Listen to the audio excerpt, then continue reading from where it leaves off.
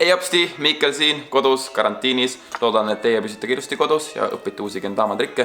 Nagu te pealkirjast lugesite, õpime me täna downspike'i, mis on minu üks lemmiktrikk. Ja vaatame, kas tuleb istudes ära. Enne kui me downspike'i õpime, võiks meil selge olla inward swing. Kui tavaline swing näeb välja niimoodi, siis inward swing on ettepoole keeruga spike'i.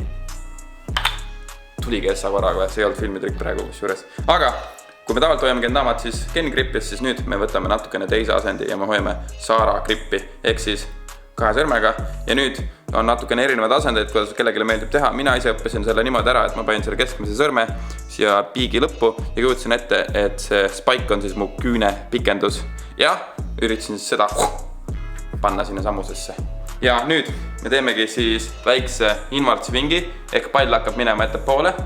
Ja nüüd ma tõmban selle tavaliselt üpris kõrgele, aga olge ettevaatlikud endale pikki vahtimist ei tõmba, et algul proovige teha natuke kaugemale, et saaksite selle tunnetuse kätte. Ja kui teil on see tunnetus käes, kuidas teha edaspidi swingi, siis kui pall jõuab nüüd täpselt teie silme ette ja te näete auku, on see kõige tähtsam hetk, kus toimub downspike, ehk siis me lööme spike'i sisse ja kohe selle sama hooga keerame ümber, et pall välja kukuks. Ehk siis niimoodi näeb see välja aegluubis. Swing, me näeme auku, sisse, ümber keerd ja olemas. Teeme ühe reaalajas katsega. Boom! Minu üks lemmiktrikke, sest seda saab teha väga suure hooga. Gendama Nightmare. Õnneks me saame videokiirenduse peale panna.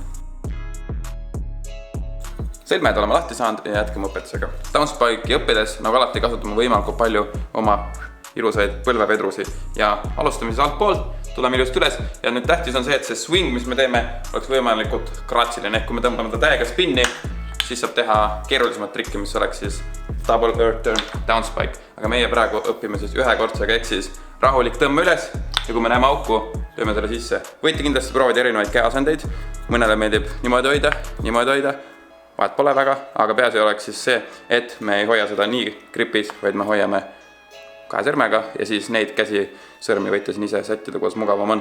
Esialgu õpime siis downspike'i võimalikult gratsiliselt. Kindlasti jälgige, et teil oleks põrandal vaip, sest kui me downspike'iga failime, läheb pall kõva hooga vastu maad, et siis alumised naabrid ei pahandaks. Ja kindlasti tuleb jälgida, et ei löö ka siis downspike'iga endale pikki, seda teate küll, mis kohta. Ehk siis esialgu teeme seda võimalikult gratsiliselt jõrnalt. Ja kui see on juba selgem, võime panna natukene powerit juurde, et see näeks veel ägedam välja. Ja see on see, miks on mu lemmiktrikk. Omas kogemusest võime öelda, et Gendama trikkide juures on päris palju vaidlusi, et mis trikk on mis. Ja seletame ära, et downspike on see, kui palli auk on üleval pool või vähemalt 45 kraadi. Kui me teeme nüüd näiteks Saara grip, ehk siis hoiame seda niimoodi ja me teeme inward swingi ja maandume niimoodi, siis see on lihtsalt inward swing Saara grip spike. Ehk siis downspike loeb ainult, kui auk on ülevamal pool ja me läheme sisse ja keerame selle välja. Ehk siis üks korrektne downspike näeks välja nii. Downspike'iga veel üks väike nipp, et jälgime, et pall ei keerleks. Sest kui pall keerleb ja me tõmbame teda inward swingi, siis ta keerleb täiesti oma soovi järgi. Aga kui ta on ilusti paigal, tõmbad teda swingi, siis ta läheb mööda teie soovitud trajektoori.